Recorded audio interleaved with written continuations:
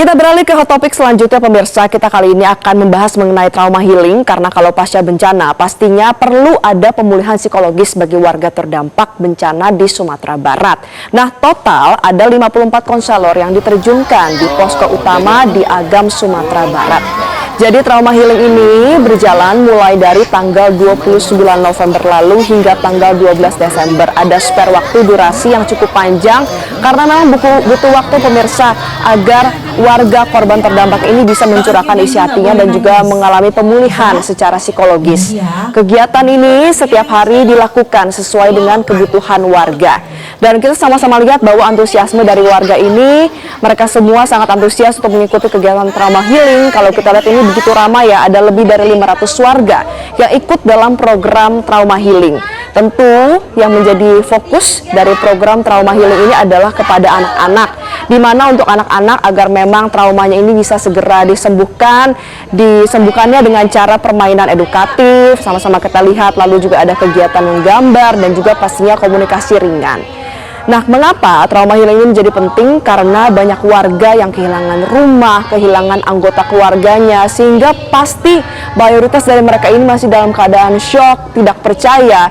Dan oleh karena itu, target utama dari trauma healing adalah untuk bisa menurunkan stres dan juga trauma.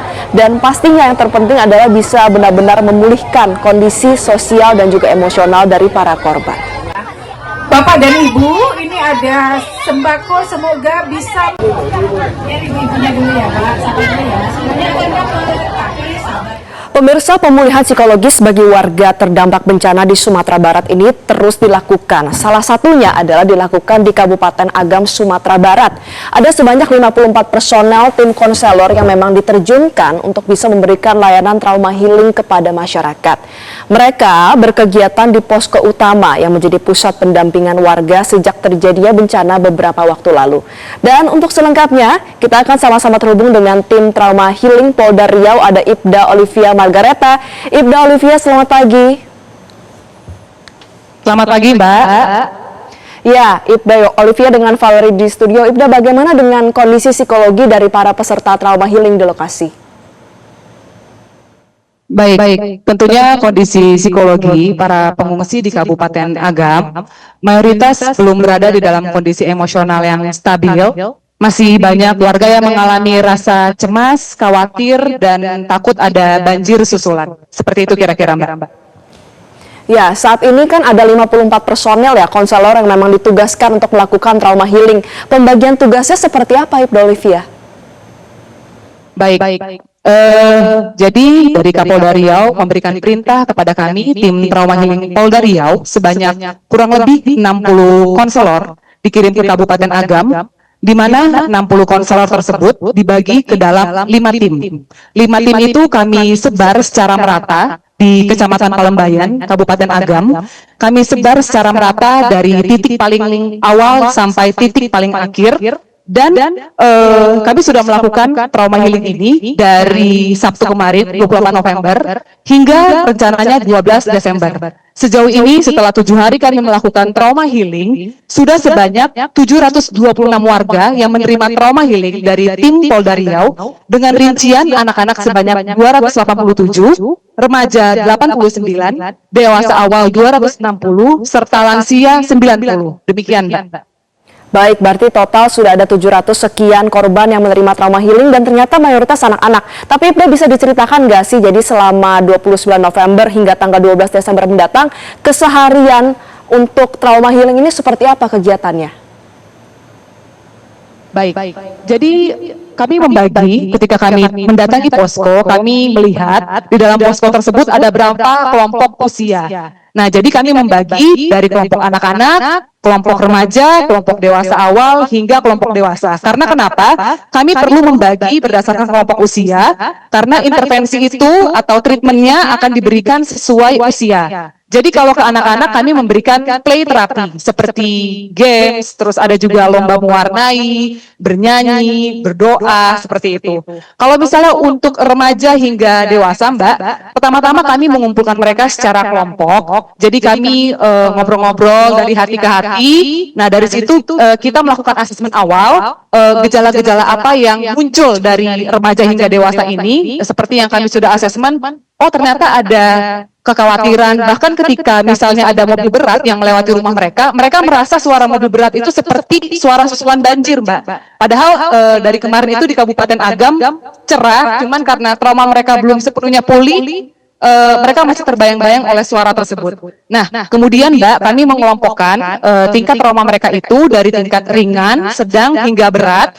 Bagi korban yang mengalami trauma berat, tentunya kami tidak hanya memberikan konseling kelompok, kami melakukan konseling individual agar lebih mendalam, dan kami juga mengajarkan teknik-teknik psikologis, Mbak, seperti teknik pengelolaan stres. Nah, kami ajarkan itu bagaimana mereka supaya bisa meredakan stres dengan relaksasi pernapasan, Mbak. Karena kami percaya fisik yang optimal akan mempengaruhi psikis juga yang optimal. Makanya kami memberikan teknik, salah satu teknik itu berupa relaksasi pernapasan, supaya harapannya itu bisa meredakan ketegangan mereka, kecemasan mereka, dan stres mereka juga, Mbak. Demikian, Mbak. Oke, terakhir Ibda Olivia, ini kan tadi disebutkan bahwa mayoritas dari mereka ini masih merasakan trauma. Sebenarnya butuh waktu berapa lama sih sampai akhirnya mereka bisa membuka diri, dan apakah durasi trauma healing sampai tanggal 12 Desember ini bisa berjalan efektif hanya dengan durasi yang mungkin cukup singkat ya, 2 minggu ini benar-benar bisa mendapatkan pemulihan secara sempurna? Baik, Mbak. Kalau secara mayoritas kami lihat perlahan trauma mereka sudah menurun, tapi kalau misalnya apakah kedepannya traumanya betul-betul hilang, itu sebetulnya dikembalikan ke personal masing-masing. Hanya kami mengantisipasi, Mbak. Misalnya kalau tim trauma healing Polda Riau sudah kembali ke Riau, bagaimana kondisi mental korban yang kami tinggalkan di Kabupaten Agam, kami sudah mengantisipasinya dengan melakukan training of trainer, Mbak. Jadi petugas-petugas atau penanggung jawab yang ada di posko Kabupaten Agam ini, kami ajarkan bagaimana teknik pengelolaan stres, seperti tadi yang saya bilang, relaksasi pernapasan, agar ketika tim trauma healing Polda Riau sudah kembali ke Riau, tetap ada yang melanjutkan kegiatan trauma healing ini dengan memberikan teknik relaksasi yang sudah kami ajarkan, Mbak. Dan kami juga mempersiapkan rencana pembelajaran di masing-masing posko, karena hingga hari ini, Mbak, sekolah-sekolah itu belum buka. Padahal di bulan Desember ini sedang ada musim ujian. Jadi kami sudah menyusun semacam kurikulum pembelajaran, Pak, di masing-masing posko supaya anak-anak itu bisa tetap belajar. Seperti itu, Mbak. Artinya memang untuk trauma healing ini berkelanjutan ya, tidak sebatas pada tanggal 12 Desember saja, melainkan juga akan ada mekanisme lanjutan yang sudah dikerahkan kepada seluruh personil di Polda Riau. Terima kasih tim trauma healing Polda Riau, Ibda Olivia Margareta, sudah bergabung bersama kami di Selamat Pagi Indonesia. Jelajahi cara baru mendapatkan informasi. Download Metro TV Extend sekarang.